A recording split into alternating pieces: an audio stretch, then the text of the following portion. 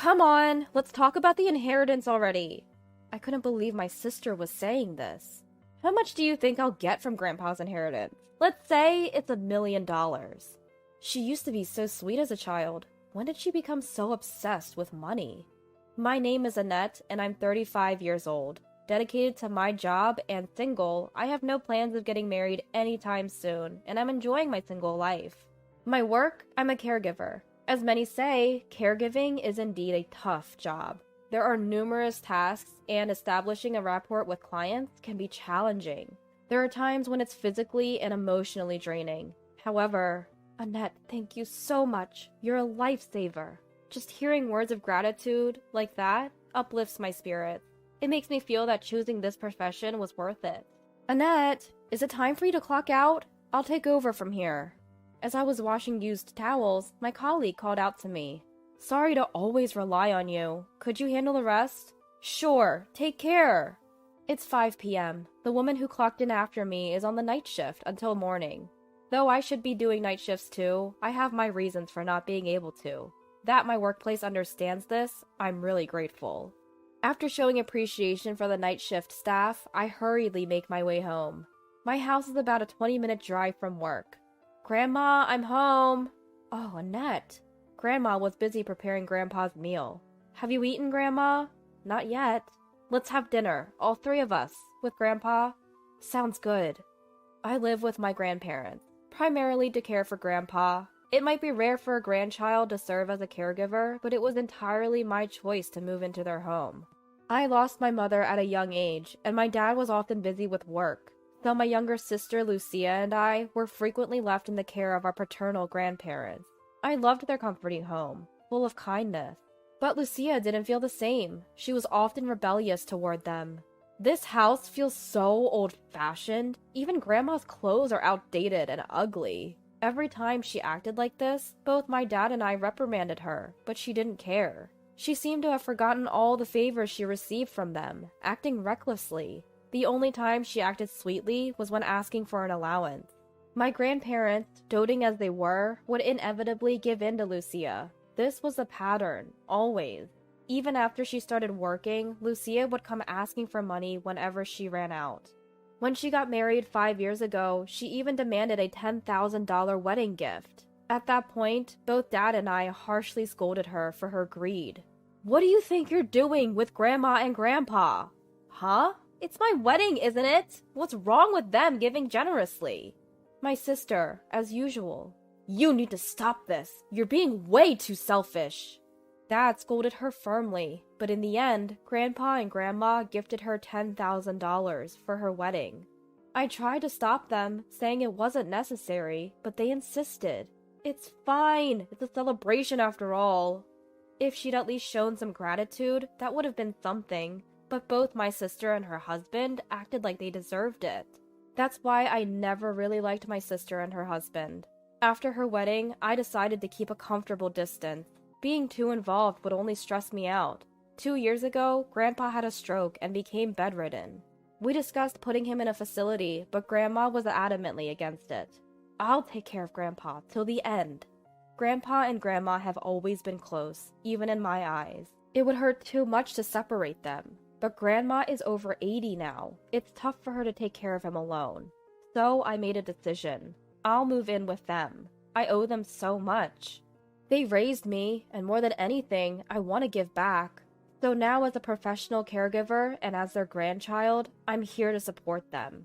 I requested a job transfer and moved into this house. Now I'm taking turns with Grandma to care for Grandpa. That's why I turned down night shifts at my current job. I can't thank my workplace enough for accommodating me, because you are listening to my selfishness.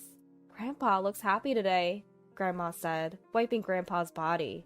I think so too. It feels like he's smiling. Though bedridden and unable to speak, we felt like we understood how Grandpa was feeling that day. Life's a grind, but doing it for Grandpa and Grandma makes it all worth it. That's how much I adore my grandparents. One day, while Grandma was out at a tea party with her friends, I stayed home to take care of Grandpa's meals. Grandpa, is it good? Grandpa doesn't say a word, but his gentle eyes seem to express his gratitude. Just then, the front door swings open, pretty roughly. Oh, you're here, sis. What brings you here? It was Lucia, walking in without any hesitation. Even though she's family, her visit made me uneasy. I just came to check on Grandpa. As if she really cares about him, I thought, but I kept my mouth shut. So, how's Grandpa doing? Nothing's changed, really. She inquires, but clearly doesn't seem all that interested. By the way, where's Grandma? She's out. Need something? No big deal, just asking. I wonder what she's up to. Man, this house sure is old-fashioned. Lucia starts sizing up the house like she's evaluating it. I felt some kind of ulterior motive and became more guarded. Hey, did Grandma tell you anything? Tell me what? About Grandpa's inheritance? That left me flabbergasted. Grandpa's still alive, for heaven's sake. Why would she bring up something so insensitive? There is a limit to being unscrupulous. Why are you so concerned about this? Look, if we wait until he's gone, it'll be chaos. Better to talk about it now, don't you think? That's enough. Is this why you showed up? To discuss something like this? What's wrong with it? We have to discuss it sometime. Why are you even involved in a conversation about inheritance? Things escalated into an argument right then and there. I knew exactly what Lucia was after. She just wants money all the time. My sister's greed is really disappointing, to say the least. While we're arguing, "Oh, you're here?" Grandma comes home. "Grandma, long time no see!" My sister cozies up to Grandma like it's the most natural thing in the world. Grandma gives me a wry smile. "By the way, Grandma, could you spare some cash? I'm really strapped this month." Seeing Grandma's troubled face, I intervene. "What are you saying? You're a grown adult. Just shut it. I'm talking to Grandma here." "But Grandma, she's struggling." "That's not your concern. I'm the one she's asking." My sister looks up at Grandma with a beguiling smile. She's practically broadcasting her "give me money" vibe. It's really tacky.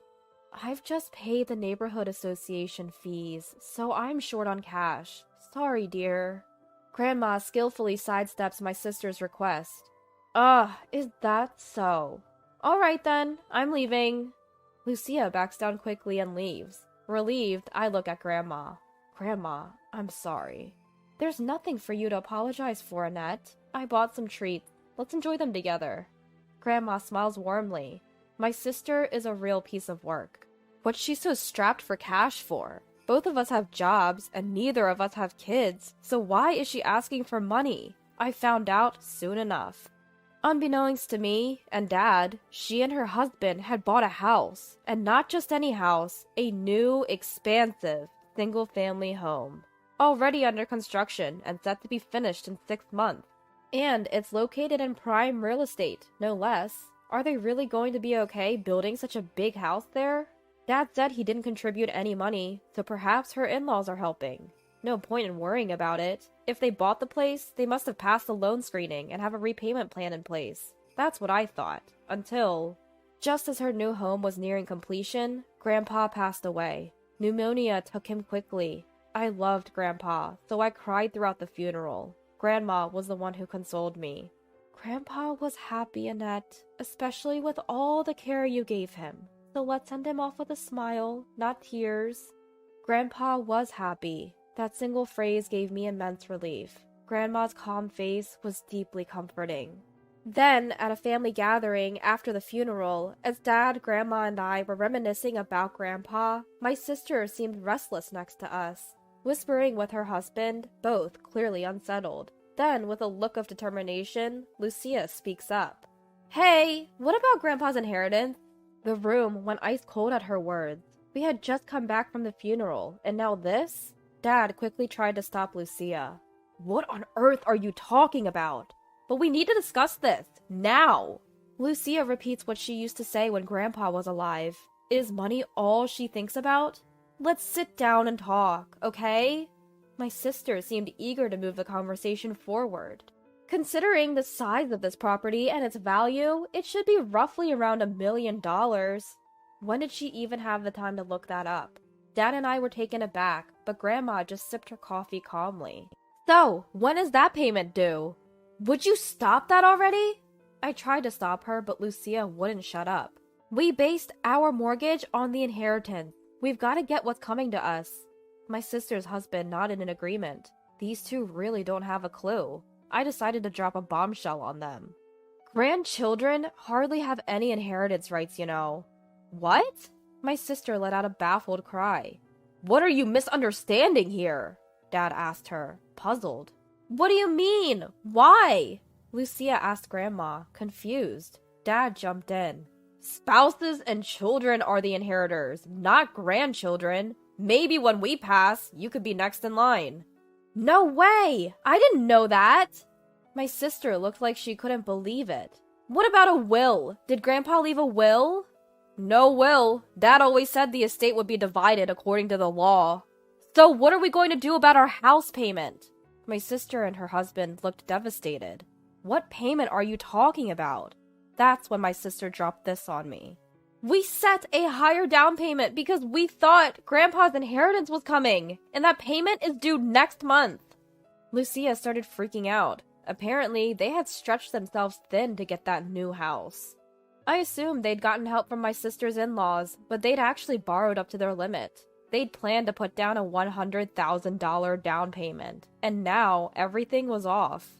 Is there really no money left for me? Isn't there a little bit left? Despite asking Dad and Grandma again, the result was the same. No matter how much she fusses, the law won't change.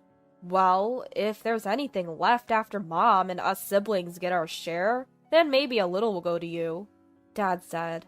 This sent my sister into a full-on rage. This is ridiculous! All these years, my sister has been using Grandpa's money, and now I get nothing? My sister turned her anger towards me. Stop making stuff up! I never did that. Liar! You said you were caring for him, but you were really just after his inheritance. I couldn't believe my sister was thinking that way. I was at a loss for words. So, you thought it was odd, huh? Volunteering to take care of Grandpa instead of our parents. Can't think of any reason other than money. That's it. You should pay the down payment on our house. You've been siphoning money from Grandpa, haven't you? She hurled those words at me with a smug look on her face. Angry and sad, I just clenched my lips, unable to say anything. Then Grandma, who had been quietly sipping her coffee, spoke up. How dare you speak to Annette like that, you foolish grandchild! Everyone was shocked by Grandma's usually gentle and calm tone. Relying on that kind of money to build a house is wrong in the first place, isn't it? But Grandma, we're really in a bind. Figure it out yourselves. Rebuked sternly by Grandma, Lucia fell silent. You need to reconsider how you're living your life. You're on a path to ruin, Dad added. Shaken, Lucia and her husband left, as if running away. Afterward, they couldn't make the down payment in time and tried to restructure the loan, but they were not approved. They never even set foot in the newly built house before they had to give it up. My sister resisted tearfully, but there was nothing she could do. In the end, they were left with a debt of $200,000. My sister lamented, I should have never bought the house. But it was too late. I heard they're now working day and night to pay off their debts. It's astonishing that they don't understand the basics of inheritance. After giving up the house, my sister came several times to ask Dad for money, but Dad firmly refused. She even turned to me. Sis, please help your cute little sister. Cute sister, huh? I too declined, saying, sorry, I can't afford to. I do have enough savings, but I see no obligation to lend it, especially with no assurance of getting it back. Why won't you help me? I'm in trouble. Despite her pleading, I remained unswayed. Take this as a lesson. Stop relying on others. I gave her some advice, but who knows if it'll sink in. By the way, Grandma, what is it? A month and a half later, I asked Grandma something that had been on my mind. Why did you say that to Lucia? I was stunned to hear Grandma's harsh tone, since I'd never seen her angry or yelling before. Because she was so unkind to you, Annette, when you've been so good to Grandpa. No matter how much I love my granddaughter, I couldn't forgive her for what she said to you. Tears filled my eyes, touched that Grandma thought so highly of me. Thank you, Annette. Grandma, I should be the one thanking you. If I'm gone someday, I think I'll leave this house and land to you, Annette. Oh, stop talking like that. I'm happy to have such a loving granddaughter. I have no regrets whenever my time comes. Though Grandma says this, I want her to live for as long as possible. That's what fills my thoughts. I plan to continue showing my gratitude to Grandma. Grandma, let's keep it going. Where is she? The company's going under. Hurry up. Come quickly. We can't do it without you. That one? We don't need her. I dumped her. Mwahahaha. Dad, it's me. I need your help with something just in case.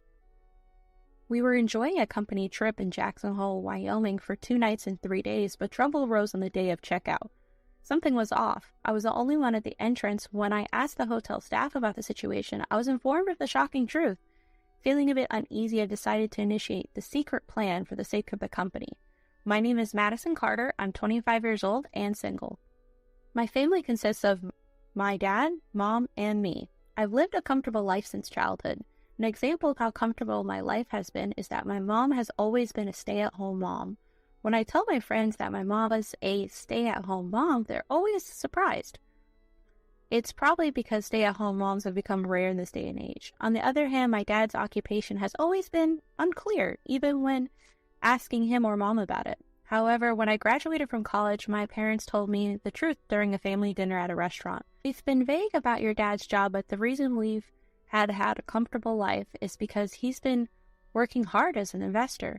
We really wanted to tell you before you started high school, but your mom stopped me. Oh, really? I kind of had a feeling. To be honest, I didn't know my dad was an investor, but seeing him and his sharp gaze when talking about money, economic magazines, news, and the way he handled phone calls, I knew he didn't have a regular job. My parents laughed at my nonchalant response, saying I was definitely their daughter. I laughed along with them. A few years passed since then, and now I work at a certain company. Fortunately, it was a job seekers market in my time, so I could enter any industry. I chose IT because I thought it could be a workplace where women could excel and working from home was possible. That being said, if I were to work remotely for 2 or 3 years after joining the company, I would fall behind my peers and would need to learn the job on my own. So now I go to the office 5 days a week. Actually, my IT company is a traditional sports-oriented company, and today we are on a company trip to Jackson Hole, Wyoming. The hotel in the mountains of Jackson Hole provided a high-quality and well-maintained space that healed our urban hearts. The attendees included managers, and the executives were said to be staying at the company. The managers complained about the executives while getting tipsy. Everyone was enjoying themselves in their own way, attending small talk, performing party tricks, and taking baths in the relaxing hot springs. And then on the last day of the 2-night, 3-day trip, a problem occurred because I was left at the inn. No way. I rushed to the front desk to ask about the status of the group bus, and I was supposed to be aboard. It was already departed. We asked the group leader if there was anyone who missed the bus, but there's no benefit for the hotel staff to lie to me, so there's only one person to blame. Senior, I'll hold the grudge, okay? What got left behind is at the meeting time the director had told me the day before was incorrect. What I heard from the director was we were going to meet at 2 p.m. or 1400. However, according to the hotel staff, the meeting was at 10 a.m. and the bus departure was at 10:30. With no other choice, I decided to call my coworker, Leanne. After the phone rang for a while, an automatic message played. I'm currently unable to answer the call. Please leave a message after the beep. I called her 5 times. 5 out of the 5 times, it was the voicemail greeting on her phone. That means she's probably on the plane and unreachable for a few hours. This is quite a predicament. If I could have had my way, I'd be back by 1 p.m. tomorrow. The reason is I have to attend a company meeting. The president also told me that I must attend tomorrow's meeting. Speaking of which, I wonder if something's up since the president seems so worried. For now, I'll try calling the president next. After the beep. It was the same as Leanne, which was a problem. Just in case, I'll try calling the president one more time. After the beep. It wasn't a hallucination, so I reluctantly leave a message for the president. Mr. President, I apologize due to various circumstances I was left behind on the company trip. There's a chance I might not be able to attend the important meeting tomorrow. It's not my fault. There's nothing I can do. Normally, as a working adult, one should pay out of their own pocket to return. However, that's only when there's negligence on their part. In this case, I'm not at fault. In fact, I'm the one who got set up by my senior, and I want to complain a bit. Now, the problem is the senior who left me behind. I haven't done anything to upset him. That leaves either they simply dislike me or they don't like about me. The answer is probably both. But setting up a trap for me today with the meeting tomorrow, he's only strangling himself. The moment the president notices, there'll be a major panic in the company. Honestly, I'm reluctant to rely on them for such a personal issue, but it might be better to take out all the insurance I can. And so I begin calling the first person I registered in my phone's contacts. Hello? Dad? It's me, Madison. I got a bit of emergency. The company who had just disembarked the plane started boarding the bus and arranged at the airport. While helping female employees load their luggage onto the bus, I caught sight of 3 missed calls and 1 message left on my phone screen. From Madison. Come to think of it, she wasn't there. I immediately played the message left in the voicemail service. Leanne, it's me, Madison. It looks like I was tricked by a senior and left at the hotel in Steamboat Springs. I have an important meeting tomorrow, but it's unclear if I can attend. Can you casually ask the senior why I'm not there? Inwardly, I was puzzled. What the heck was going on? Besides that, despite having an important meeting, Madison seemed surprisingly calm. In fact, I'm more flustered than her upon receiving the news. Anyway, I need to find out why Madison was left behind before thinking of my own feelings. Since the senior had just come to the bus, I casually asked him. It seems like Madison's missing. Oh, her? We left her behind. She must be panicking at the hotel right now. Ha ha ha ha. Come on, is this person serious? Sure, he has been tough on Madison lately, but that's because his work quality is worse than hers. And he's laughing about it too? I want to get angry right now, but I try to stay calm and continue the conversation. Sir, Madison mentioned that she had an important meeting tomorrow. What meeting? Is it something I know about? At this point, I felt like our conversation wasn't going well. Could this be a big problem? Sir, I'll check with Madison right away. Senior seemed flustered by my hurry and hesitated with a small voice, their eyes darting around. I quickly took out my phone and called Madison in a quiet place. Hello, Madison? It turns out the senior was messing with you. I thought so. That's enough for me, thanks. Madison seemed pretty calm on the phone. To me, the important meeting is the priority. Are you okay for the important meeting? Oh, I've taken care of that. I had to rely on someone I'd rather not, but it's done. Madison's words were somewhat vague. I double-checked to make sure everything was okay. Are you really, really, really sure you're okay?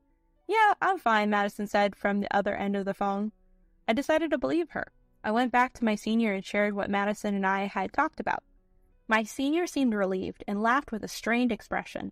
Meanwhile, Madison was enjoying a luxurious stay at the hotel in Jackson Hole where she was left behind. She had informed her coworker Leanne and left a message for the boss. He also reluctantly used the insurance she did not want to rely on. With all this done, there was nothing left for her to do. The only thing left was to get back at the senior who tricked her, and so she enjoyed her extravagant stay. She could charge the additional night to the company or even pay for it herself if necessary. She couldn't get through a day like this without enjoying herself. After going back and forth between the sauna, outdoor pool, and enjoying the heated stone lounge, it was time for dinner. Before her was fresh seafood from the Pacific and locally sourced vegetables and meat. The delicious flavors overwhelmed her, turning her worst day into the best one. Where are you right now? The boss's loud voice woke her from a morning phone call. I'm at Jackson Hole Hotel, where a company trip is. The boss understood her situation and instantly was silent for several minutes. Boss? Hello? Are you listening? No response. Maybe they're dumbstruck. Today's an important meeting. The company's rival's at stake. I just got a call from the bank saying they might stop our loan. As it turns out, the company had been struggling with cash flow recently. That's why today's meeting was crucial. The boss sounded frantic, even over the phone. Their face must be pale, even the hairless top of their head turning white. With this incident, they might even have to say goodbye to any remaining fuzz. Don't worry, we've taken necessary precautions. I assured the president, who seemed to find a glimmer of hope in my calm demeanor. We have insurance in place, so everything will be fine. More importantly, I have something to discuss with you about Mr. Wilson. After about an hour, I explained the events of the company trip to the president. The unexpected turn of events left the president speechless for a while. It was understandable, given that an important meeting was scheduled for today and the person who should be present was absent because of a prank. We'll just make it in time for the meeting, and we have the worst case scenario covered by insurance, so don't worry, I said, ending the conversation and hanging up the phone. Of course, Mr. Wilson must have received a good scolding from the president. Now it's time to prepare to leave the hotel and catch a flight. I left the hotel, boarded the plane, and took a bus to the office, arriving just in time for the 2 p.m. meeting. As soon as I entered the conference room, the president looked like he was about to cry. The other participants who had arrived early forced a smile. But the truth was, even if I had been late, today's meeting would have been successful. I have known in advance that my father was involved in the current loan matter. I kept silent because it wasn't something to share within the company, but after what Mr. Wilson did, I had no choice but to use it as my trump card. My father, after hearing my story, said, "Your decision was rational and good, Madison. You sought the best outcome based on your own judgment. No parent would refuse to help with that." To be honest, I felt like I owed my dad a favor as a working adult. Although I wanted to surpass my father, it was against my intentions to use him. But I like everyone in my workplace, except for Mr. Wilson. That's why I wanted to save them this time, even if it meant bending my own policy. Since the meeting is over and I'm exhausted from flying in from Jacksonville, I'd like to go home early today.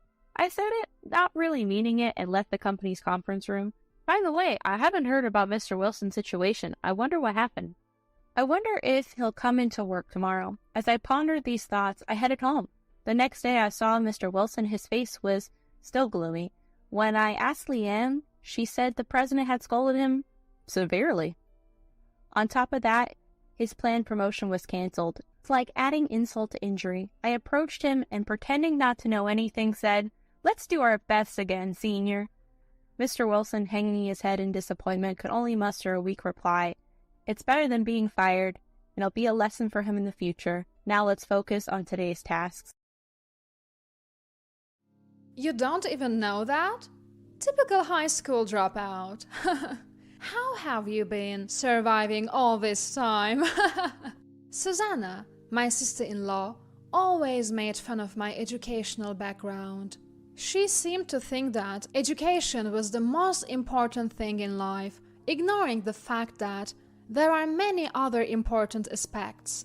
My name is Rosalind, and I'm a 28-year-old CEO of an IT company.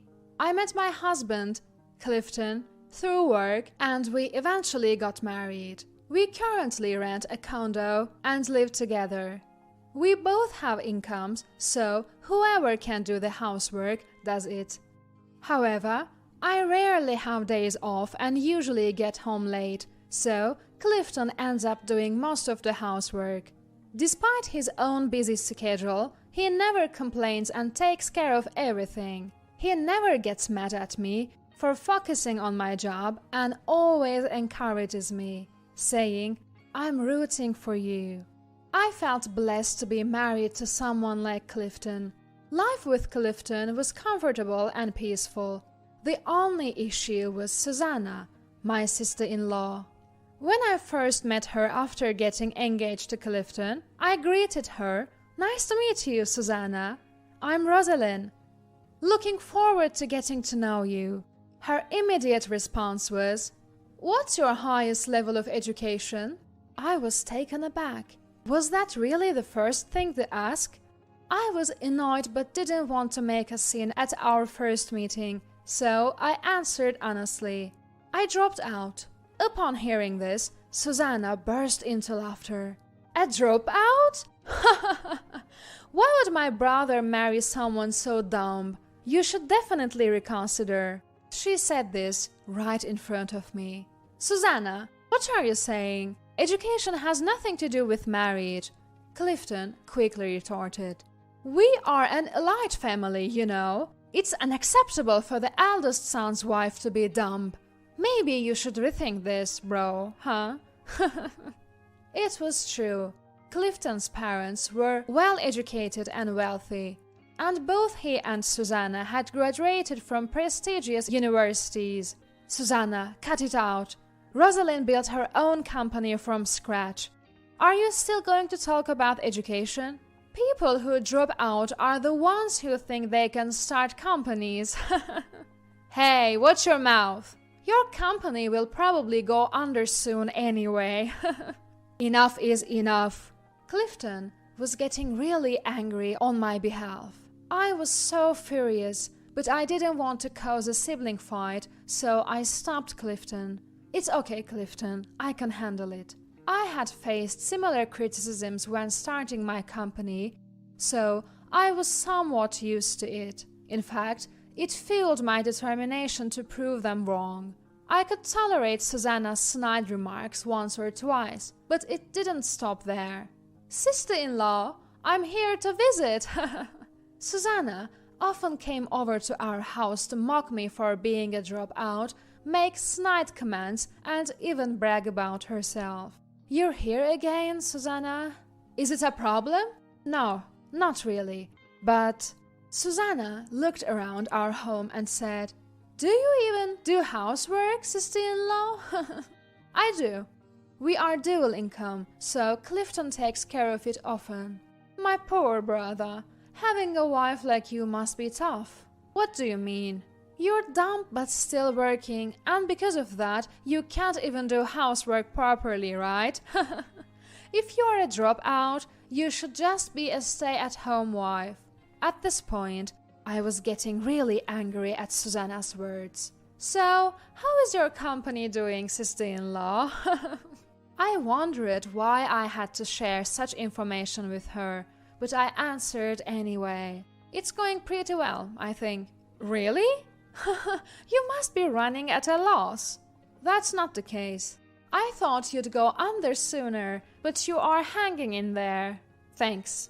And it's surprising that employees are willing to work under a dropout CEO. I would never. I couldn't take it anymore, so I decided to change the subject. Aren't you planning to get a job, Susanna? She had graduated last year but still hadn't found a job. I don't need to worry. Unlike you, I graduated from a prestigious university. I'm taking my time to find a good company. Oh, I see. All my friends are working at big companies. My university is really something. And there she went, bragging about herself again. A lot of people from my university get jobs at big companies, and many became CEOs. Susanna kept making snide remarks and bragging every time she visited. It was more bearable when Clifton was around to defend me, but it was really tough when I was alone. I didn't know what she might say to my in-laws, so all I could do was endure it. As much as I could turn frustration into motivation, I was getting tired of Susanna's relentless jabs. Then, one day, she suddenly announced she was getting married. Oh, you're getting married! Congratulations! Thank you. My fiancé is a Harvard graduate and very accomplished. Oh, I see. I couldn't help but think she chose her partner based solely on education. What does he do for a living?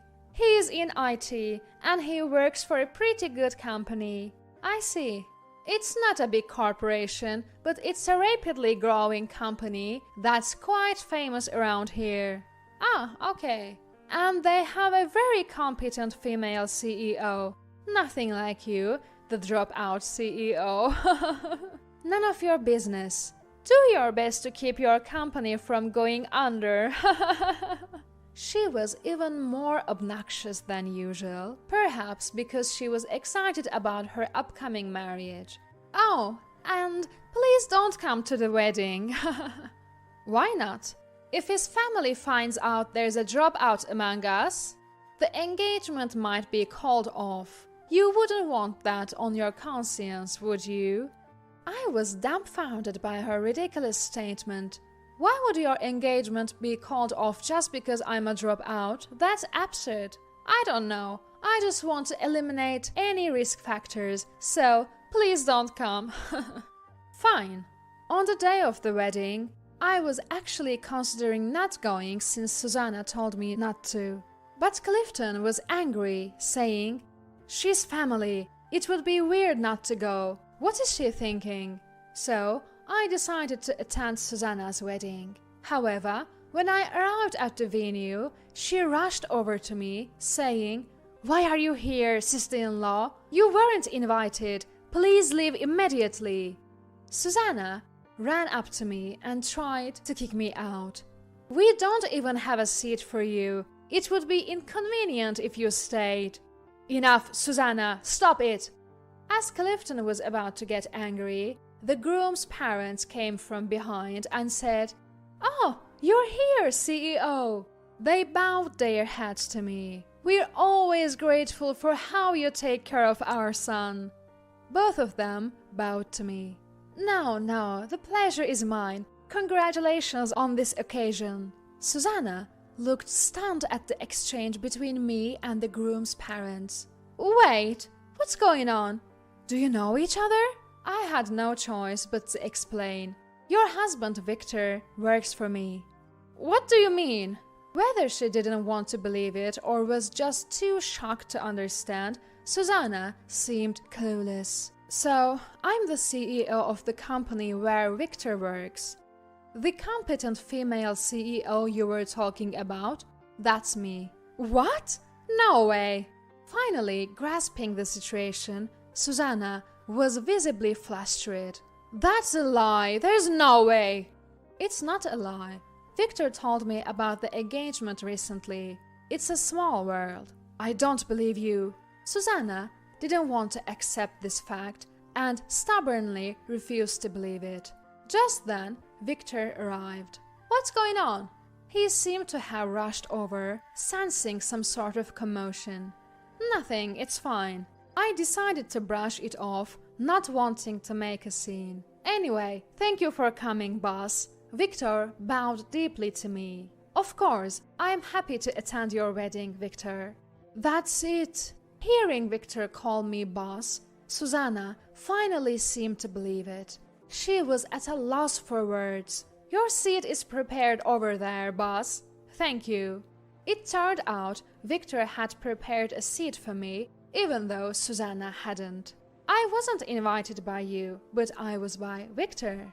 For the rest of the wedding, Susanna's face was tense. She even tripped while walking down the aisle, making for an awkward scene. Victor was also upset with her, saying, "What's gotten into you today?" I couldn't help but laugh at Susanna's sudden change in attitude. "I'm sorry for the terrible things I've said before, but I've always thought you were amazing, sister-in-law." I could only respond with a wry smile. "Is that so?" "You are a CEO while balancing work and home life. That's incredible." "Ah, thank you." "You've built a successful company despite being a dropout." I was slightly irritated, expecting her to bring up education again. "Being a dropout has nothing to do with it." When I responded a bit strongly, Susanna immediately apologized. "Oh, sorry, you're right, it doesn't matter." Maybe she was worried about upsetting me and jeopardizing her husband's job. She started trying to win me over. "There are many things more important than education." "Exactly, you can always study. Being a dropout doesn't mean you can't be a CEO." "You're so right, I admire you." "Ah, sure." It felt strange to hear such words from Susanna. I had to laugh a few times, but it was better than being belittled or hearing snide remarks. After that, Susanna was planning to start her own business instead of getting a job. She was flattering me on the surface, but she must have been frustrated deep down. Since my sister-in-law, a dropout, could do it, there is no reason I can't. Susanna probably thought that way. But she gave up on her business venture within a few months. "So, you tried starting a business? How'd it go?" I deliberately asked Susanna after hearing from Clifton that she had given up. "Not so well." "Oh, really? I realized once again how amazing you are. Good to hear." Susanna was smiling and talking cheerfully, but her expression was tense. She must have been quite frustrated. She then tried to find a regular job, but had no luck. Then she said she wanted to join my company. "You want to work at my company?" "Yes, please." She probably thought she'd get hired easily through connections. "I've always wanted to work here." She even told such an obvious lie. "Weren't you the one who said you didn't want to work under a dropout CEO?" When I said that, she tried to dodge. "Did I say that? Must have been my imagination." I wasn't going to forget that. At that point, I didn't want to work with her, but I decided to ask her some more questions. "So, what qualifications do you have, Susanna?" "Qualifications? We are an IT company, so having IT-related qualifications would help, but it's fine if you don't." Not really." "Did you not get any qualifications in college?" "I have some, but..." The qualifications she got in college were trivial and easily obtainable by anyone. "So, what can you contribute to the company?" Nothing, really." I could see why she was having a hard time finding a job despite graduating from a prestigious university. "What did you study in college? Or did you just play around for 4 years?" "I was an excellent student." Being good at school doesn't mean you are good at work. Companies don't need people like that. I was just giving my opinion as a CEO, but Susanna got angry. "Don't belittle me. I have a degree. I have confidence that I'm better than most people." That's called baseless confidence. We hire based on ability, not education. "Sorry, you're not a fit." "What? So we can't hire you?" "That's ridiculous. Why wouldn't you hire me?" She was furious, probably because she was rejected by a dropout like me. "It's fair. You've been rejected by every company you applied to, right?" "Well, that's... Victor is doing well, and we are paying him a decent salary. You could live on his income alone. Why not be a housewife?" I can't believe this.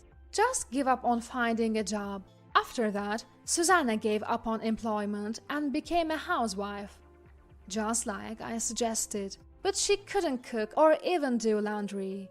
She had always relied on others and never did anything herself. It seemed like Susanna couldn't even become a housewife. Even Victor was getting frustrated with her. Now she's learning housework while getting scolded by Victor's mom every day. Who knows when she'll become a competent housewife. Her friends made snide comments. "You graduated from college but couldn't find a job and had to become a housewife? How embarrassing." It must have been a huge blow to her pride. She became quite depressed and lost her energy. On the other hand, everything's going well for me.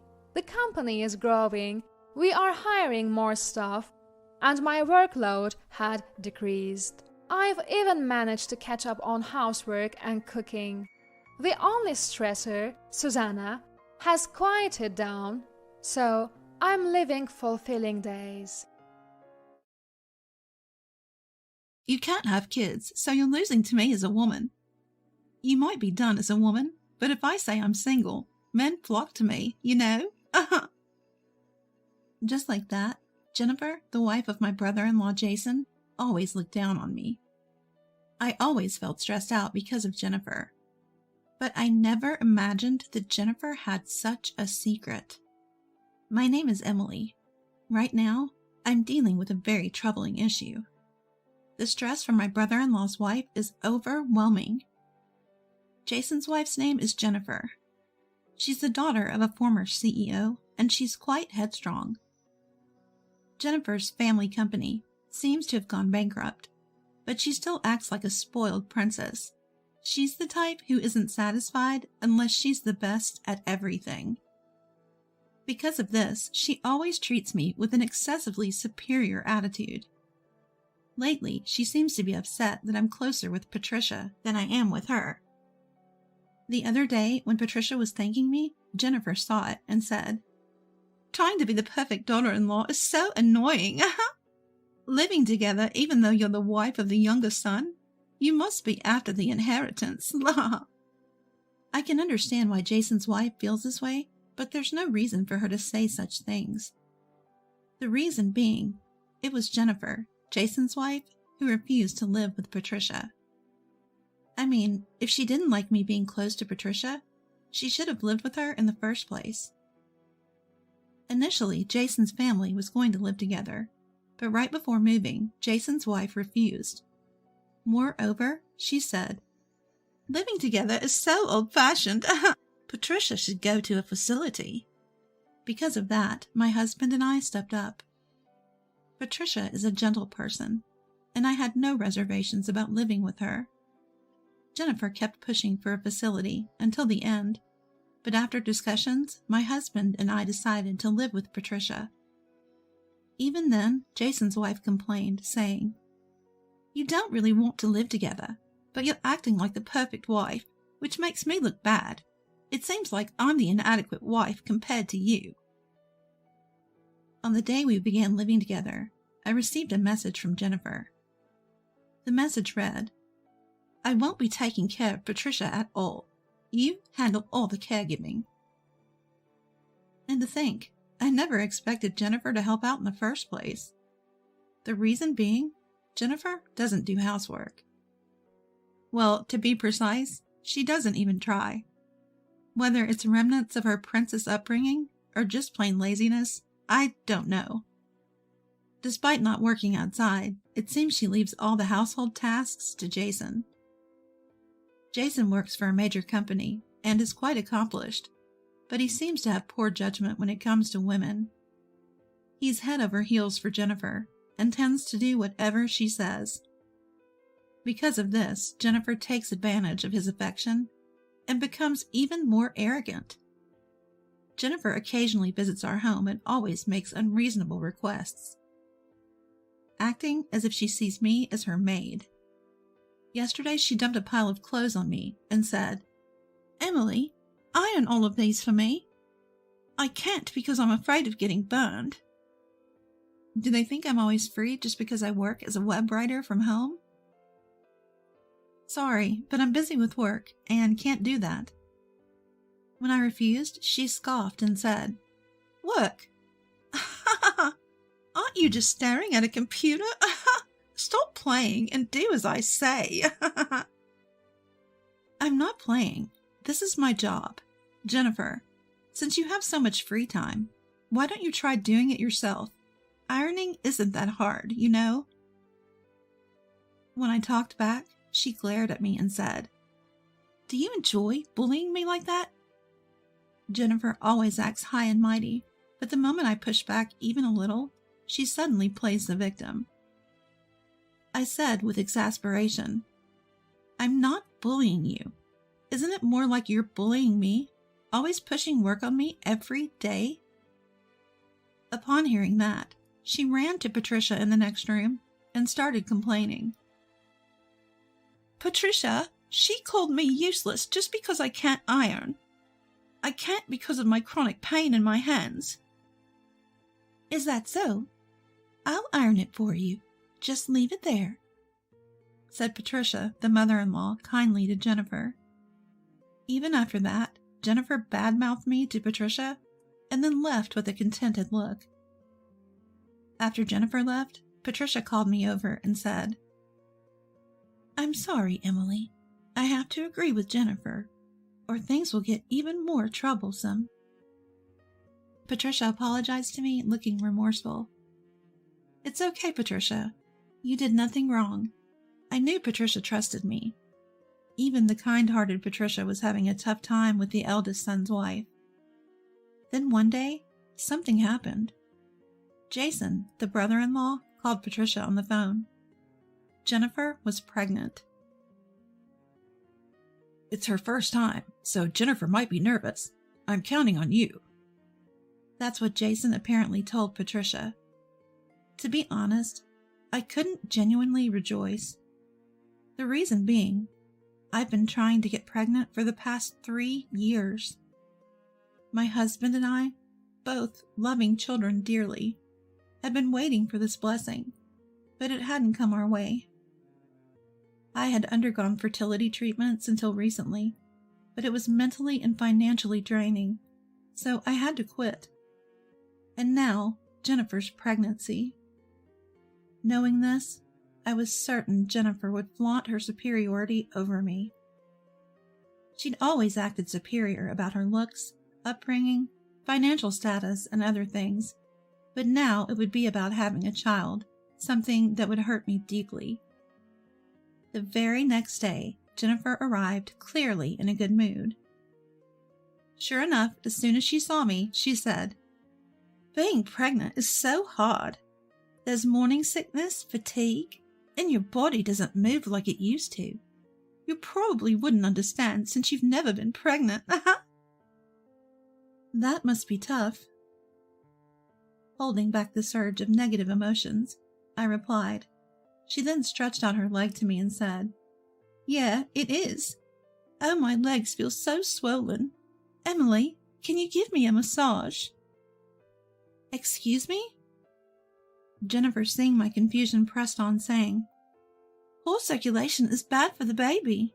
You'll massage them for me, right?" It almost sounded like a threat. With no choice, I began massaging Jennifer's feet.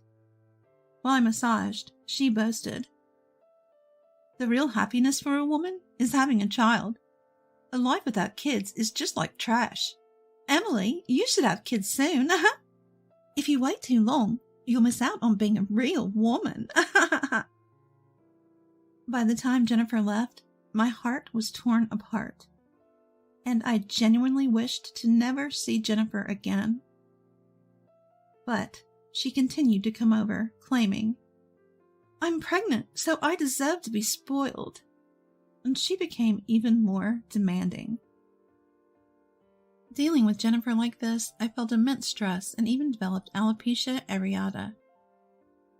Eventually, as her pregnancy progressed, Jennifer safely gave birth to twin girls via a cesarean section. The names of the children are Rebecca and Nancy. The two girls were so angelic and adorable, it was hard to believe they were Jennifer's children. The stress from Jennifer was still present, but the children's presence healed my heart. About 2 years passed. Jason decided to move to a location a bit far off. But Jennifer didn't want to go to the countryside, so Jason chose to go on his own, leaving his family behind. As soon as Jason was away, Jennifer started acting out. She began to visit our home daily with the kids in tow. And she would leave the children with me and head out into the night. She went out so often that when I confronted her, she'd retort, "I need a break sometimes. What would you do if I got a breakdown from child rearing? Would you take responsibility?" So it became routine for me to cook dinner for the kids, feed them, and bathe them. Taking care of the adorable Rebecca and Nancy wasn't a burden for me. In fact, not having children of my own, I cherished the motherly feeling. However, the young Rebecca and Nancy would sometimes cry out, "Where's Mommy?" Every time, it felt like my heart was being crushed. It seemed Patricia felt the same way, saying with a saddened tone, "Where could she possibly go every day, leaving such little ones behind?" I felt so sorry for Rebecca and Nancy that I decided to contact Jason. When I explained the situation, he exclaimed, "What? This has been happening while I'm away?" He immediately apologized, saying, "I'm so sorry for causing trouble for Patricia." "No worries, but don't you think it's a good idea to look into what Jennifer is up to?" When I mentioned that, Jason responded, seemingly flustered. "I can't investigate her. I trust Jennifer, you know." I sighed and said, "It's because you're like this, Jason, that Jennifer does whatever she wants. For the sake of Rebecca and Nancy, please find out if she's cheating on you right away." Though initially reluctant, Jason's resistance faded under my determination. He hesitantly agreed to hire a detective to investigate any infidelity. A month later, As usual, Jennifer dropped off the kids and left. However, that day, she didn't return even after midnight. I tried contacting Jennifer's cell phone multiple times, but couldn't get through. I had no choice but to reach out to Jason. A few hours later, Jason, coming from afar, whispered while looking at the sleeping faces of Rebecca and Nancy, "I've about reached my limit." Given the late hour that night, Rebecca, Nancy, and Jason all stayed at our house. Jennifer finally returned the next morning.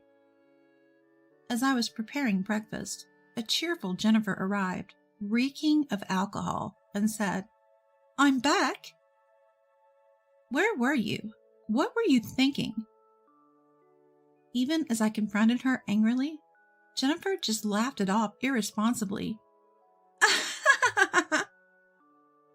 "Going out without a word? Partying all night? Don't you have any sense of responsibility as a mother?" When I pressed her further, her expression suddenly changed. She snapped, "You think you're so righteous. You don't have kids, so you'll never understand my stress." I was so furious that I fell silent. Jennifer, with a smug look on her face, continued, "You can't have kids, which means you lose to me in every way as a woman. Be it looks, upbringing, finances. I'm superior in every aspect. And if I was single, I'd have countless men chasing after me, you know." "Don't you feel sorry for Rebecca and Nancy?" I asked, exasperated. She snapped back, "Feel sorry? What would you, a childless woman, know about it? Don't pretend you understand. Enough is enough. If you're their mother, at least make dinner for them." I didn't back down and countered, "You sure talk a lot, especially for someone who doesn't have kids." Just as Jennifer shouted back, there was a sudden splash. A splash out of nowhere. Patricia, who had been in the kitchen, had thrown soup from a pot all over Jennifer. "Ah! What are you doing?" Jennifer cried out, both shocked and upset. I was equally stunned, unable to believe what I had just witnessed. Jennifer, now drenched in soup, stood there, completely taken aback. Just then, alerted by Jennifer's screaming, her husband and Jason rushed into the kitchen. Alerted by Jennifer's screams, her husband and Jason quickly entered the kitchen. Seeing Jason, Jennifer immediately cried out, "Jason, help me! Patricia and Emily have been so cruel to me." But Jason responded coldly, "Don't touch me," and pushed Jennifer away. What's gotten into you, Jason?" Jennifer, her face flushed with embarrassment, began to panic. "Everyone here knows about your late-night escapades," I told her pointedly. The color drained from Jennifer's face. "What are you talking about? What do you know?" Jennifer demanded, her face beet red. Jason shouted, "I know about your affair. We're getting a divorce." In truth, about a week earlier, we had gathered at a local restaurant without Jennifer. During this gathering, Jason had shared the results of the investigation into her infidelity with us. According to the investigation, Jennifer was out hunting for men in nightclubs and bars almost every night. When she found someone she liked, they would head to a hotel. That seemed to be her pattern. Once Jason learned of Jennifer's betrayal, he was set on the path to divorce and started making preparations immediately. "Divorce? I don't want that!" Panic evident in her voice. However, Jason firmly stated, "We have all the evidence. Please leave immediately. I'll take custody of the kids." Jennifer suddenly burst into laughter, smugly retorting, "Humph! You, always engrossed in your work, could never handle raising kids on your own. You can't do it without me." I countered Jennifer's arrogance. "Don't worry. I'll take full responsibility for raising the children." "What?" Jennifer glared at me, utterly confused by what I had just said. But Jason firmly stated, "I've asked everyone here. From now on, we'll all raise the children together, so we'll be fine without you." Even Jennifer seemed to be in shock at Jason's declaration. She resisted at first, but when faced with the overwhelming evidence of her affairs, it appeared she realized her situation was hopeless. Still reeking of soup, she resignedly filled out the divorce papers. In despair, Jennifer uttered, "What will become of me now, having lost everything?" I couldn't resist and retorted, "I'm sure you'll be fine after the divorce, Jennifer. After all, didn't you just boast about how you'd have tons of men flocking to you if you were single?" Jennifer broke down in tears at my words. It was the moment when all the resentment I'd held against her seemed to finally dissipate. After the divorce was finalized, Jason continued working in the countryside for a while. As a result, my husband and I primarily took on the responsibility of raising Rebecca and Nancy. I never managed to have children of my own, but I've been blessed with the joy of raising the adorable Rebecca and Nancy. Patricia, too, looks delighted playing with her granddaughters every day. While I was worried about them not having their mother around, it's evident that Rebecca and Nancy are thriving, surrounded by our love. With Jennifer gone, a peaceful life finally graced our home. As for Jennifer, I heard she's been juggling part-time jobs and living in a cheap apartment. Having never worked before, Jennifer seems to be struggling constantly, losing jobs or quitting. On top of her living expenses, she has to pay compensation to Jason. It seems she's been long cut off from her family, so with no one to rely on, her life sounds pretty tough. Jennifer, who always held herself above others, probably can't maintain such an attitude anymore. I genuinely hope this turn of events encourages her to change and live a more humble life. My name is Amelia. I'm a 40-year-old housewife. My husband Charlton is 35, and we have been married for 5 years. We are a happy couple, just the two of us. I grew up with just my dad, who worked a corporate job after my mom passed away when I was young. I was always worried that if I got married, my dad would be left alone. Even when I was dating someone, I hesitated to take the plunge into marriage. Whenever I talked about my hesitation, people would say it's because I'm a daddy's girl who loves her father too much. That's when I met my current husband. He understood how much I care for my dad and even said he would be okay with us living with him. That sealed the deal, and I decided to marry him. My dad was thrilled when I told him the news. "I am so happy. Now I can face your mother in heaven. Don't worry about me, just focus on being happy with Charlton. Charlton, please, take good care of my daughter.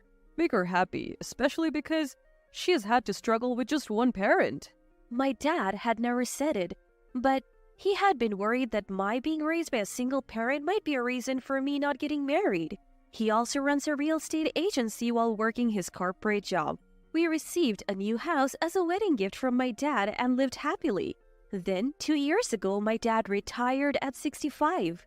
After retiring, he seemed to lose his energy and seemed to age rapidly.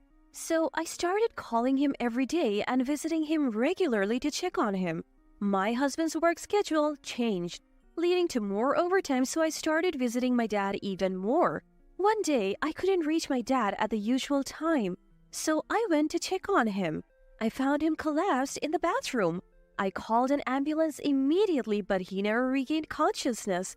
Tests revealed he had suffered a brain hemorrhage and was hospitalized.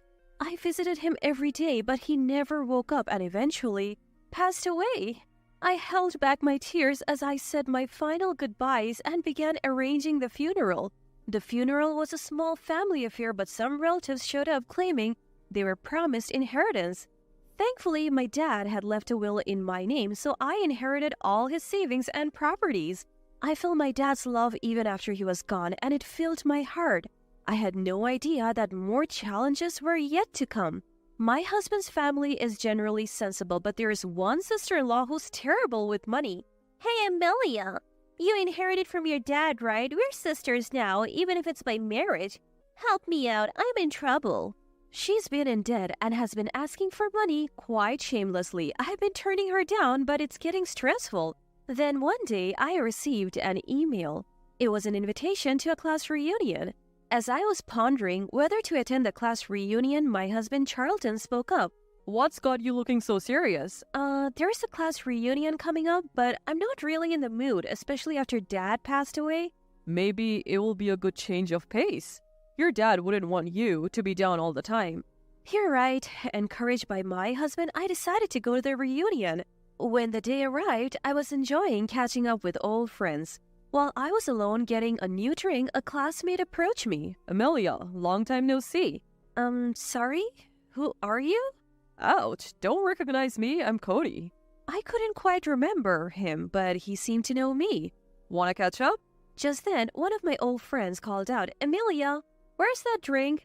Snapping back to reality, I said, sorry, my friends are waiting, and left. My friend quickly approached me looking concerned. Are you okay? Did that guy bother you?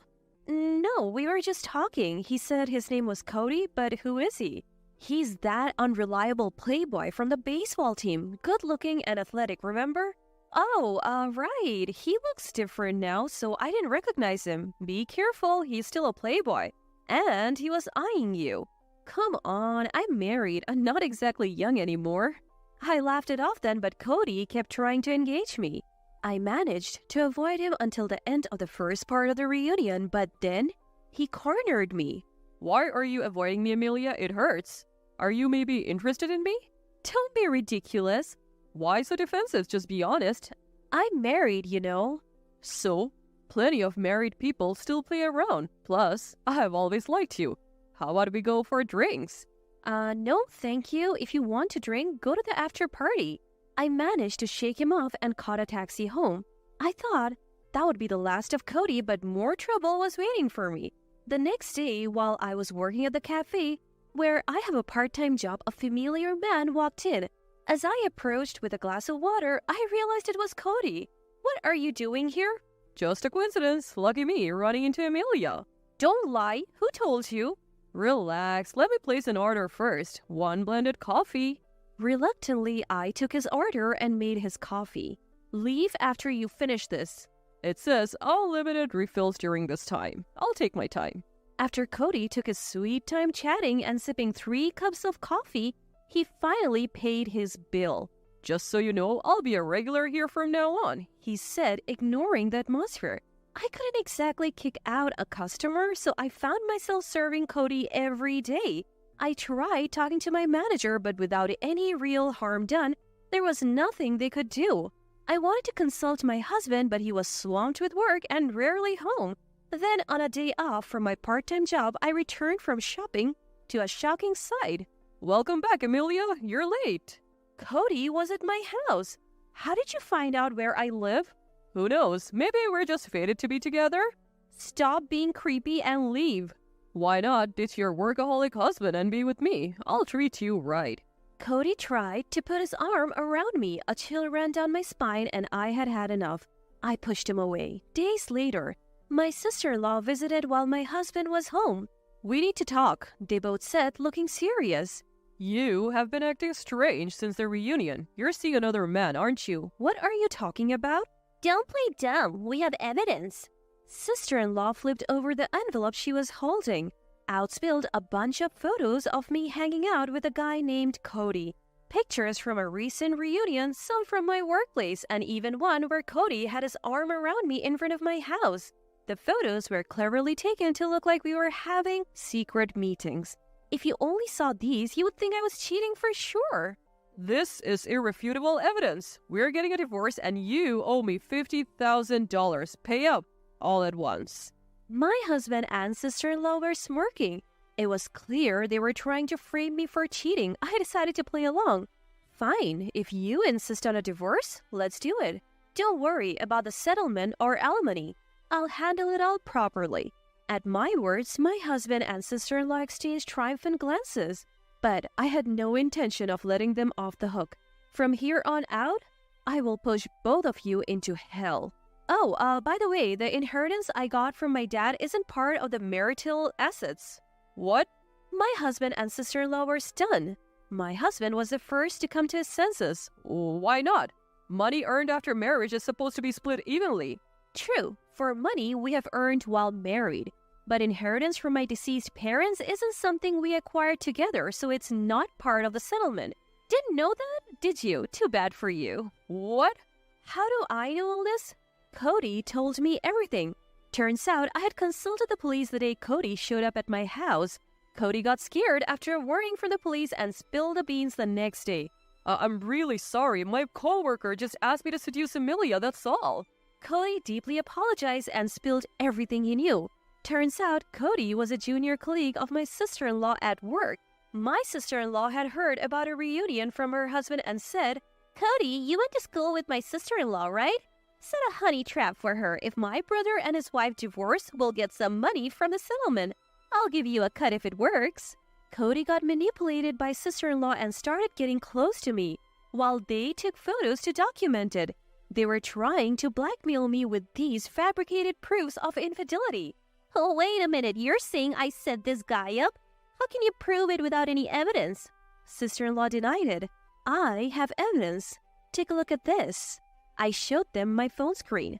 I had saved the text exchanges between Cody and sister-in-law and separately the text between sister-in-law and my husband. The text read, I was so surprised to bump into you in front of the hotel. Me too. Keep my girlfriend a secret. Of course. You keep quiet about the guy I was with too. Deal. Your girlfriend is stunning. How did you meet her? She is a co-worker in my department. We met after a transfer. I'm so happy after being with her every day. You're bold, cheating so openly and not getting caught. If I say it's over time, Amelia doesn't ask more. She has been so down since her father passed. I couldn't stand it otherwise. Wow. Poor Amelia. Actually, I want to divorce Amelia and marry her. I have an idea. Let's make it look like Amelia cheated. Even if she doesn't fall for the honey trap, we'll have the photos and evidence. We can get compensation and a share of the inheritance. Both my husband and sister-in-law panicked after seeing the saved text. How did you get this? Charlton, what does her mean? Sister-in-law, you're engaged and you're cheating too? You think I would cheat just because you are? Give me that phone. Delete it now. My husband tried to snatch the phone from my hand. Oops, my hand slipped. I narrowly managed to forward the screenshots of the text exchanges to someone. My husband looked at the phone screen he had just snatched from me, his face drained of color. You've got to be kidding. Dad? Hurry up! Long press the image and cancel the message. Both were panicking, but in the meantime, my father-in-law had already read the message. Realizing that I had accidentally forwarded the SMS screenshots to father-in-law, my husband and sister-in-law turned pale. Soon after, my phone rang. It was father-in-law. Charlton, you messed up, so you answer it. No way. That was your idea, sis. You take responsibility. My husband and sister-in-law were pushing my phone back and forth. Finally, sister-in-law said, You deal with it, and handed me back the phone. I answered and explained everything to father-in-law. That night, a family meeting was called at my in-laws' house. As expected, my husband and sister-in-law got an earful. You both cheated and tried to frame an innocent woman? Shame on you. We owe a lot to Amelia's father. How dare you betray that trust? My usually calm mother-in-law looked disgusted and father-in-law was furious. Turns out, my dad and father-in-law had a long-standing business relationship and my dad had helped father-in-law in times of need. Father-in-law turned to me and bowed deeply. I'm so sorry for my foolish daughter and son. I don't know how to apologize. After that, I decided to seek compensation from sister-in-law, my husband, and Cody through a lawyer. Despite the pending divorce and compensation, my husband packed his bags and left, going off the grid. I had a private investigator look into it and found out he had run off to his mistress's house. I was dumbfounded. I sent documents demanding compensation for adultery to both their workplaces. As a result, my husband and his cheating partner were in a bad position within the company, and my husband was relegated to another department. This led to my husband being demoted and his mistress, who was part-time, getting fired. While investigating my husband, I also had sister-in-law's affairs looked into. Turns out, she had not one, but two lovers. I informed her fiancé and my in-laws and sent them the evidence. Naturally, sister-in-law's engagement was called off and she was also sued for compensation. Afterwards, my husband and sister-in-law turned to their parents for help, but they refused and cut ties. They never thought their plan to frame me for cheating would backfire like this. Thanks to my lawyer, the divorce went through smoothly. While I felt relief, I also realized I was now alone, especially since my dad had passed away. I thought I would be lonely, but thanks to my supportive friends and my former in-laws, who had been incredibly kind, I'm doing surprisingly well. Every now and then, my ex-husband reaches out. His messages are either about wanting to get back together, saying things like, "You're the only one for me," or asking for loans. I ignore them and send screenshots to father-in-law each time. My ex gets scolded by father-in-law again. Does he not have a learning function in his brain? Maybe he doesn't have a brain at all. Since then, Cody has stopped showing up at the cafe where I work. Now that I'm divorced and don't have to worry about anything, I have decided to work there as a full-time employee. Moving forward, I plan to manage the inheritance my dad left me while working harder than ever. My name is Eliza. I'm a 40-year-old woman. I have a loving family. My husband, 2 sons, and I get along really well. I met my husband Robert at work, and we got married 10 years ago. We clicked right away because we both loved music and grew up near each other. We'd go to concerts together, share CDs, and quickly became close. It didn't take long for Robert to bring up marriage, and I was overjoyed at the time. From there, everything went smoothly, and we tied the knot without any hitches. Our first son was born a year and a half later, followed by our second son 2 years after that. Despite our busy lives, we're having a great time as a family. Then Robert got transferred for work. We're originally from Atlanta, but moved to Boston for job reasons. We often talked about eventually moving back to Atlanta, if possible. This transfer finally made that dream come true. We saw it as a perfect opportunity to build our dream home in Atlanta. Though it'll take some time for the new house to be completed, the moving date is fast approaching. We considered Robert moving first and living alone temporarily, but with the kids' school schedules and other factors, we decided that it was best for all of us to move together now.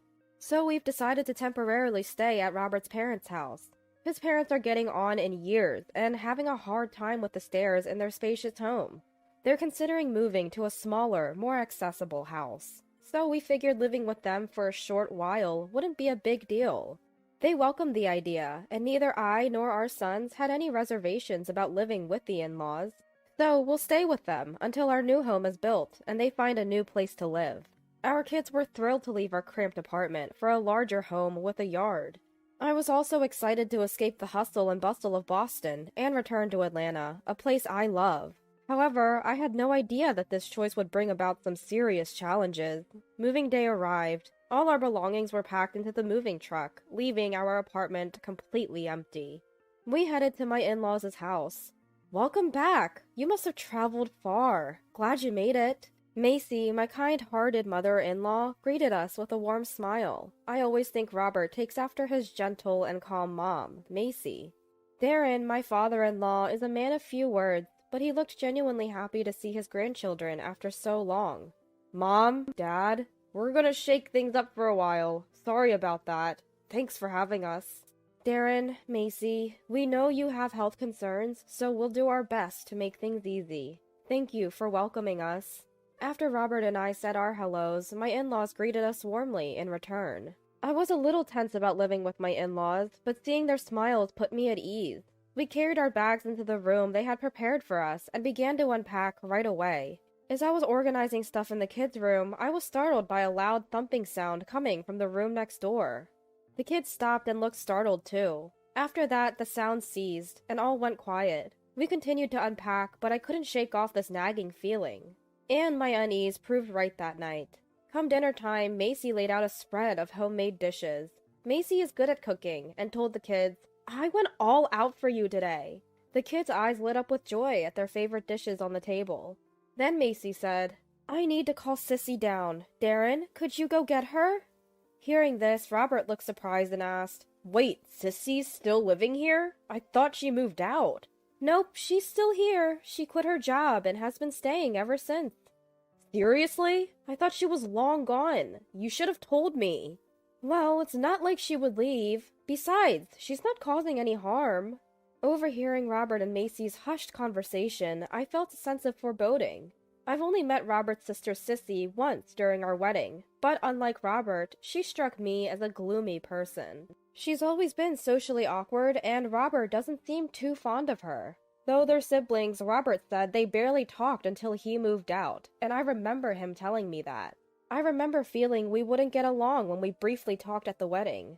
Soon, Darren came down from the upstairs, followed by Sissy, who seemed rather annoyed. With her unkempt hair and stretched-out sweatshirt, Sissy looked like the epitome of antisocial.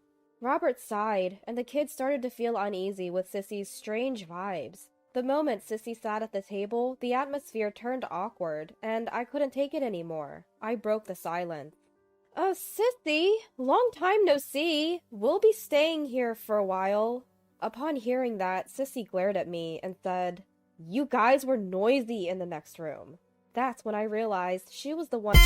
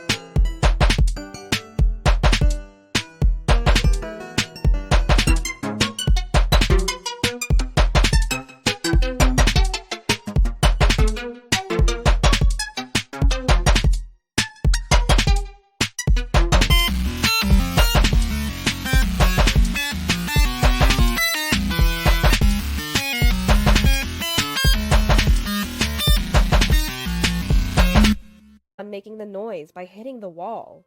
"I'm sorry for the noise. We'll be more careful." "Look, we've got kids. Some noise is inevitable, right? A little tolerance wouldn't hurt, so the kids can be at ease," Robert told Sissy. Sissy silently started eating, while the kids looked visibly downcast. I was unable to bear it, so I smiled and spoke to my sons. "Grandma's happy to see you two energetic. Don't worry about it. Just be yourselves, kids. Enjoy." Hearing this, the kids finally relaxed and started eating, which put us at ease. However, Sissy's constant displeasure had me on edge. Later, as the kids were getting ready for bed after showering, I told them, "Your aunt, Dad's sister, is in the room next door. Remember not to be too noisy. Remember the time at the apartment when the neighbor got mad for being loud? We've got to be careful. Once our new home is ready, we won't have to worry about this. Hang in there." Upon hearing this, the kids replied with a "yes." After the kids went to bed, I got thirsty and went to the kitchen for some water. Sissy was there alone, so I cautiously spoke. "I've told the kids to keep the noise down in the room. We won't be here long, but we'll try not to bother you. Sorry for any inconvenience." Then Sissy looked at me and said, "I don't mind the kids being noisy. They're just children after all. What bothers me is you acting all nice. Just because you have kids and a husband doesn't give you the right to look down on me." She then walked past me and went upstairs. I stood there dumbfounded, unable to believe what I'd just heard. I never intended to look down on Sissy or act like a goody two-shoes. I was just trying to make both our lives a bit more comfortable. It really bothered me when she reacted the way she did. I thought about telling Robert, but it didn't seem like a great idea to start off our new living situation with a complaint. So I kept quiet. However, Sissy continued to treat me poorly the following days. Thankfully, she wasn't mean to the kids, but she always found a way to nitpick or make snide remarks at me. It was tough. I love her cooking as much as the next person, but I figured it must be hard for her to cook every day, so I also cooked sometimes, and whenever I did, Sissy would complain. "The soup tastes a bit bland today, needs more flavor," she'd say, making a show of heading to the kitchen for seasoning. "This is overcooked to the point it's losing its shape. It's not food for the elderly, you know." She would complain, leaving food on her plate, bit by bit chipping away at my morale. I'd laugh it off each time, saying, "Sorry, I guess I can't compare to Macy's culinary skills." Both the kids and my husband would laugh when they heard this. I didn't want to make a big deal out of it, but it was getting to me. I never thought moving into my in-laws' house would be so emotionally draining. I couldn't bring myself to talk to my husband about it, but one day I gathered the courage to confide in Macy. "Macy, do you think Sissy doesn't like me?" Hearing this, Macy looked surprised. "Why would you say that? Of course she doesn't hate you." "Well, ever since we moved in, she's been leaving the food I make, complaining that it's bland. It hurts, you know." Smiling warmly, Macy said, "Don't worry about it. Sissy's always been difficult and hardly straightforward. She often says the opposite of what she's thinking. Plus, it's been a while since she talked to someone her age. I think she just wants to chat. Don't take it to heart," she said, patting my shoulder before heading out to the garden. I could only let out a deep sigh. Macy probably just said that to appease me. She seemed to struggle with Sissy too. Maybe Macy was glad Sissy's complaints were directed at me and not at her. At that moment, I knew I couldn't keep living with her. Not like this. That night, I was cleaning up the dishes when Sissy walked into the kitchen, leaving us alone. I avoided eye contact as best I could, but Sissy just had to make a snide comment. "You told Mom, didn't you, that you can't stand me?" I turned to Sissy, waving my hands in denial. "I didn't say that. I thought if I talked to Macy about it, we could find a way to get along better. I feel like I've been making you uncomfortable." "Oh, playing the victim, huh? That's what irritates me about you. You wish I'd just go away, don't you?" "That's not what I'm thinking. Sissy, let me wash that glass for you." As I reached for Sissy's glass, she snapped, "Stop it!" and knocked my hand away. "You're so annoying, trying to act like the good one here." With that, Sissy stormed out of the kitchen. I didn't know what to do anymore. Tears started to roll down my cheeks. Seeing that I hadn't returned, Robert came looking for me. Upon seeing my red eyes, he quickly embraced me. "Hey, what's going on? Something happened?" I hesitated, torn whether to tell Robert or not, but my tears kept falling. Robert took me to our room and rubbed my back until I calmed down. I couldn't hold back any longer. I spilled everything about how Sissy had been treating me and how much it hurt. Robert listened to the very end. When I finished, Robert spoke gently. "I'm really sorry about Sissy, but you should have talked to me sooner. We're a couple. Don't keep things to yourself." I didn't want to make Robert feel bad or worried, but hearing him say that made me feel glad I had told him. Robert was furious, unable to forgive Sissy. Already having issues with her, his disdain for Sissy grew even more for hurting me. Robert proposed a plan. Given that he was in charge of our parents' relocation, he suggested using that as leverage to teach Sissy a lesson. I was concerned, asking him, "Is that really okay?" But Robert was absolutely confident. The day of reckoning was also the day we'd move in to our new home. Robert had told me to steer clear of Sissy as much as possible until then. So I did just that, avoiding Sissy whenever I could. Sure, she had complaints, but I chose to ignore them. Perhaps finding it less entertaining to not get a rise out of me, Sissy started to stay in her room even more. Frankly, it worked to our advantage. While Sissy kept to her room, Robert and I arranged a new living situation for his parents. We researched and suggested an ideal nursing home for them. This place had certified caregiving staff on hand, and it offered private spaces where they could live normally but get immediate help if needed. When Robert explained to his parents that they could continue to live as they always had, they were thrilled, having had no idea such options even existed. When Robert asked if he should proceed with the paperwork, his parents happily left it to us, so the preparations went smoothly. Meanwhile, our new home was nearly complete. Finally, the moving day arrived. Both our families made steady progress in our moving preparations until the movers arrived.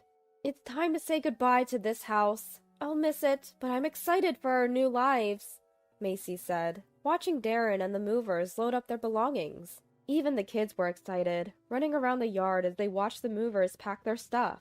The hustle and bustle inside prompted Sissy to finally emerge from her room. What's going on? Wait, we're moving? She was clearly clueless.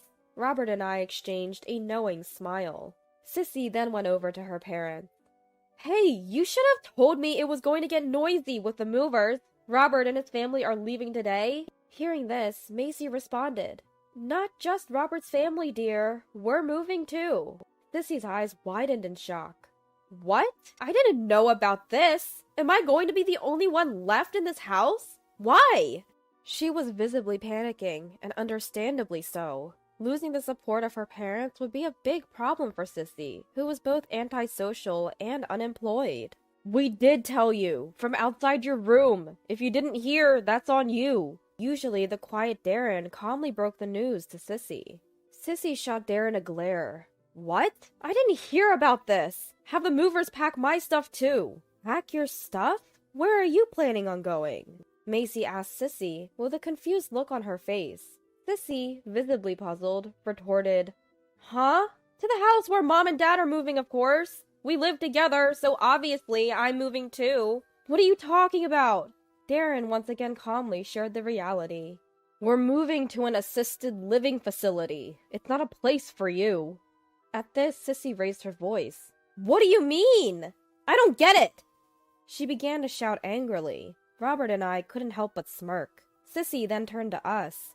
Hey, let me live at your place. It's a new house, right? If you can afford to build in the countryside, there must be plenty of room, she said. Shocked at her audacity, Robert coldly responded, I can't live with someone who hurts my wife. I have no obligation to share a home with Sissy. No way. Upon hearing this, Sissy shot me a glare.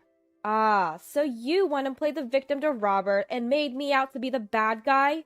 How annoying! Why is it always me who has to suffer? Sissy was making a scene. Robert then dropped another truth bomb. Also, unfortunately, there's no point in keeping this house when my parents are moving into assisted living. We've decided to sell it to support them. So, Sissy, start packing up. Upon hearing this, Sissy was dumbfounded and muttered, What does this mean? Just then, Macy and Darren joined us. Sissy clung to her in-laws, crying. Why are you leaving me behind? Why do I have to leave? Darren and Macy sighed in disbelief. We can't continue to care for someone who stays cooped up all day, vents her frustrations at Mom, and then takes it out on Liza when she arrives. You need to figure things out for yourself. You're an adult. Stop being a burden on your brother. Darren addressed Sissy. Darren's usually calm voice was tinged with anger. Yes, Robert had talked to his parents about Sissy. They too seemed exasperated with how to deal with her. And when they learned that I was on the receiving end of Sissy's outbursts, Darren was pretty livid. Macy felt terrible for brushing off my concerns and even cried about it.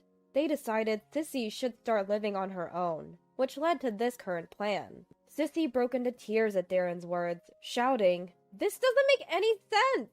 In the midst of this awkward atmosphere, the movers worked efficiently to get us ready for our new lives. My in-laws headed for the retirement home, and we went off to our new home. Sissy, left behind, had to scramble to find a cheap apartment to move into before the house was sold a week later. Since Sissy was unemployed, she was now forced to live on her own, which in a way kick-started her re-entry into society. It seemed like that was my in-laws' goal all along. Robert looked quite pleased with having given his sister a reality check. I felt like a weight had been lifted off my shoulders. Now we've moved into the home of our dreams, and are starting a new chapter in our lives. If you want to see your grandchild, send us $2,000 every month. If you don't like it, we'll just cut you off. Sophia, my daughter-in-law, laughed mockingly after saying this. My son John didn't take my side. He simply nodded in agreement with Sophia. There's no way I could forgive such behavior. My son and his wife have always treated me poorly, but I don't recall doing anything to deserve this. Even though we're in-laws, I've always tried my best to be a good family member and not be a burden just because I'm older. And this is how they repay me? I can't take their terrible attitude anymore. If they want to treat me poorly, I can do the same to them. My name is Grace, a housewife in her 70s. I live with my husband. We have one son, John, who graduated from a prestigious private university. He now works for a corporation and lives in Boston. 2 years after John moved to Boston, he brought home a fiancée to introduce to us. She seemed like a quiet and calm woman. We approved of their marriage because we trusted John's choice. They had a grand wedding in Boston afterwards. Everything seemed fine between our families, so I thought. We're in good hands. After their marriage, they moved close to our home. Sophia was planning to get pregnant, and our town has a major university hospital, so it was convenient for them. I thought it was a bit early for them to have kids, but no one questioned their decision when we saw how much they both loved children, and Sophia's strong desire to become a mother. At first, it seemed like we were getting along just fine as nearby in-laws, but everything changed when Sophia got pregnant. Grace, can you come over right now? I can't get any housework done. You've been through this, haven't you? Why won't you come and help? Are you even a mother-in-law?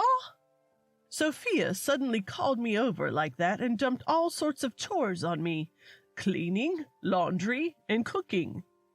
My wife is on edge. Pregnancy is tough, you know. It's only natural for her to be snappy if her in-laws, who should be helping, aren't. When I tried to confront John about Sophia's behavior, he dismissed me like that. Grace, can you send me $1,000 right now? I'm really strapped for cash this month. I mean, I've come all this way, heavy with child, to see you. The least you could do is help me out. When she showed up unannounced and said this, I couldn't turn her away from my front door. To make matters worse, she made a scene, yelling, "You're heartless, Grace! Your eldest son's wife is struggling, and you won't lift a finger? If I knew it'd be like this, I never would have moved nearby. Don't ever expect me to take care of you when you're old." I started getting the cold shoulder from my neighbors as a result. The terrible attitude of my eldest son and his wife had become neighborhood gossip. All the negativity naturally made its way back to us. We'd get asked all sorts of questions about them, or hear about the nasty rumors circulating. Because of them, living in the community where we'd spent so many years became uncomfortable. We tried talking to them once, asking them to change their attitude, but they wouldn't listen. Sophia screamed, "You're harassing me when I'm already stressed from pregnancy." John chimed in, pointing a finger at me. "Harassment? You're awful. Makes me sick to think I was raised by you." Ever since then, they've been nothing but rude to me, treating me like a housekeeper whenever we're together. We didn't want to cause any more drama, so we couldn't be assertive with them. Their behavior continued to escalate. I've been in month. They had a baby. Despite us reaching out and saying, "We'd love to meet our grandchild," they've kept us completely cut off. When our kid meets someone like you, they'll turn out all wrong. When Sophia said this, it made my blood boil. but I held back to avoid more conflict. Still, my frustration with them kept growing. That day, they showed up at our house unannounced again. As soon as we opened the door, they waltzed in and brazenly sat down on our living room couch. "Grace, you can't even offer your guests some tea? Normally you'd serve some nice snacks, wouldn't you?" They acted as if they owned the place. It's unacceptable behavior to just show up and act like this. I can't consider people with attitudes like yours as guests. We didn't have plans to meet today, did we? Could you please leave?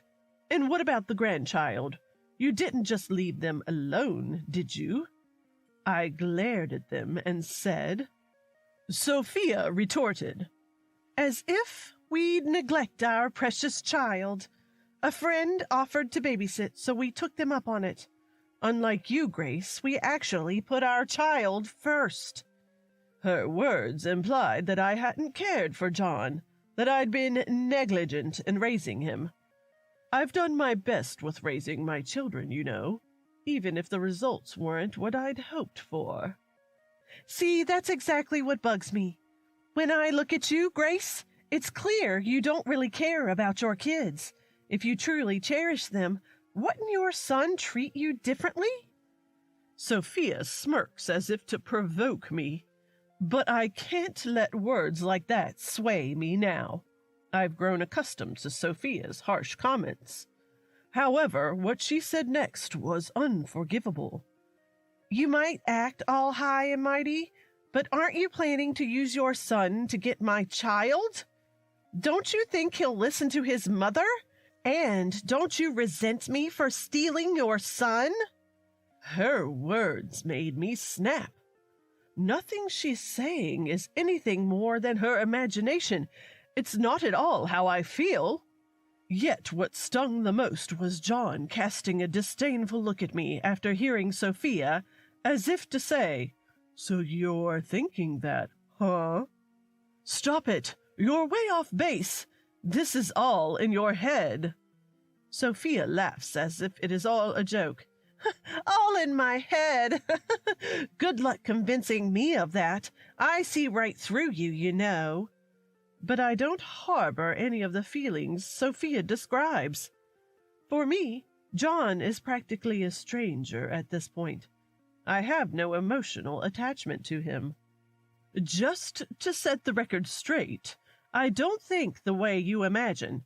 I can't consider someone who acts like this my son. Upon hearing this, John turns red and shouts, "What? What are you talking about? Despite being blood-related, you'd say something like that? You're unbelievable!" I get it. From John's perspective, it feels like I'm negating our parent-child relationship. But wouldn't it be better if he got mad at Sophia instead of getting mad at this? Tolerating Sophia's behavior while demanding proper treatment for himself, that's incredibly selfish. So I firmly told him, "Who's the real monster here? A son who laughs along while his wife insults his mother is not a son I can acknowledge." Then Sophia stood up and intervened. "Hold on a second. What you're saying is too harsh. You're going to hurt your son's feelings. You shouldn't say things like that as his mother. Apologize right now." Whose fault is that things have got this bad? I was further irritated by their forgetful attitude, but I gritted my teeth and endured. "Seriously, isn't this all because of the way you, Grace, are behaving? We're family. Shouldn't we get along? Bickering like this won't solve anything," Sophia said, acting like the voice of reason. John nodded as if moved by Sophia's words. "My wife is really wonderful." "Wonderful? She ruins other families while boosting her own image. There's no way a woman like Sophia who keeps doing this can be a wonderful wife." I was fed up with Sophia's behavior, and also with John, who was falling for it. I didn't want any more arguments. Yet, inevitably, bickering would start because they instigated it, benefiting only Sophia in the end. How can I break this vicious cycle? I tried talking to my husband and thought of my own solutions, but each time Sophia would override them, lowering my value while elevating her own. After all these events, I was completely worn out. In the end, for several months, I couldn't see my grandchild. I'd asked my eldest son and his wife several times to let me see them, but I was always told they didn't want me to, and was turned away at their door. Despite this, my eldest son and his wife continued to visit our home unannounced, and the stress kept piling up. One day I was called to their house. I was wondering what it could be about when Sophia, with a serious expression, said, "We have something to discuss. Grace, we'd like to ask for an allowance. Is that okay?" I was puzzled by Sophia's words. It would make sense if we were asking for money, since my husband is retired and we're living on a pension.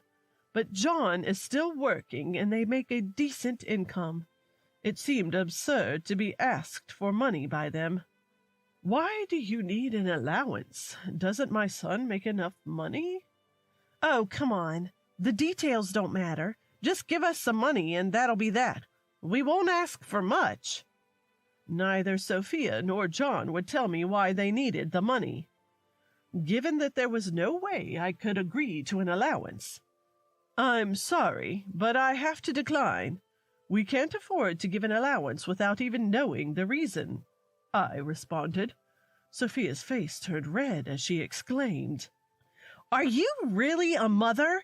Your son and daughter-in-law are struggling, and you won't even help?" And that's what she blurted out. "Go ahead, blame me all you want. I'm not giving you a dime for your support." "You're just heartless. No wonder even your own son can't stand you." "That's irrelevant. If you change your attitude, maybe I'd reconsider." Sophia burst out laughing right there and said, "Change my attitude? I've always had the perfect attitude for a person like you, Grace. If you want to see your grandchild, send me $2,000 every month. If you don't like it, we can just cut ties and you won't see us." I couldn't believe my ears at Sophia's words. Sophia kept laughing, and John chimed in, "Well said." I had no allies in this room. I couldn't stand being controlled by Sophia any more, so I just stopped caring. "Fine, let's cut ties then. The thought of not having to see your faces anymore actually feels liberating." At my words, Sophia, who had been laughing, froze. "Wait, what? Are you serious?" As if she never expected me to respond that way. When I thought about it, my answer was only natural. For 2 years I've been harassed by my eldest son and his wife. They'd tell me to lend them money or suddenly summon me to do housework. If I refused, they'd call me heartless. There's no way I wouldn't be fed up with them. Cutting ties with them would be a perfect opportunity for me to discard this burden. I am serious. The thought of not having to see your faces feels liberating. I'll even draft a formal document so you can't approach me later." Sophia, not expecting my eagerness, shouted, "Oh, wait a minute! Grace, have you lost your mind? If you cut ties with us, you won't be able to see your son or your grandchild. And there's no way you can survive, just the two of you elderly people. You don't have anyone else to take care of you, right? There's no one who would care for broke seniors. So please, think it over," Sophia retorted. Despite being the one who suggested we cut ties, Sophia now had the audacity to say all this. I couldn't help but sigh at her short-sightedness. Well, to be honest, I've wanted to distance myself from you guys for a long time now. I just never found the right moment to say it. But since you brought it up, it seemed like the perfect time. Sophia responded, I never thought you'd take me seriously. We can't live without your help.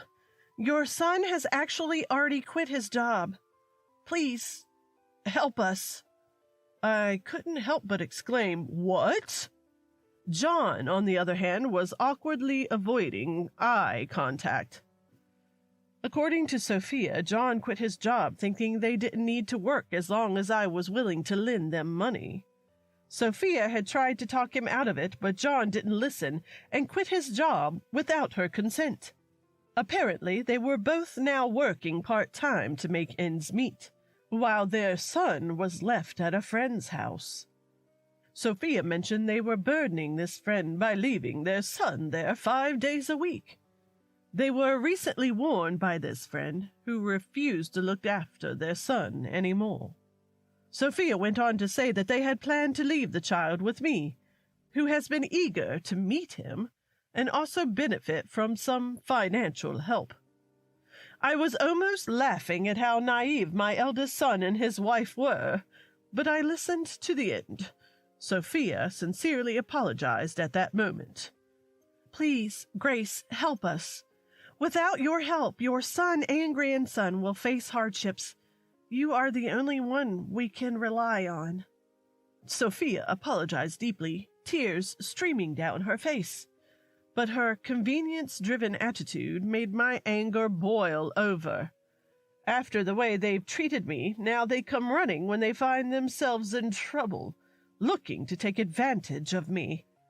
It was clear they would make foolish choices again if I let them off the hook now.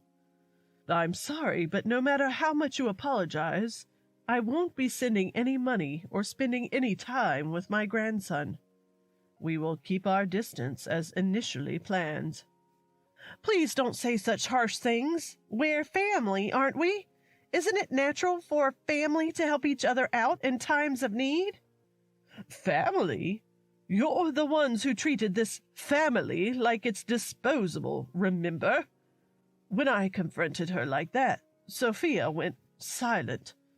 She always blabs about anything that suits her, but shuts up when it's convenient. Really unfair, I thought. You guys really should rethink what family means. Family is for support, not for exploiting.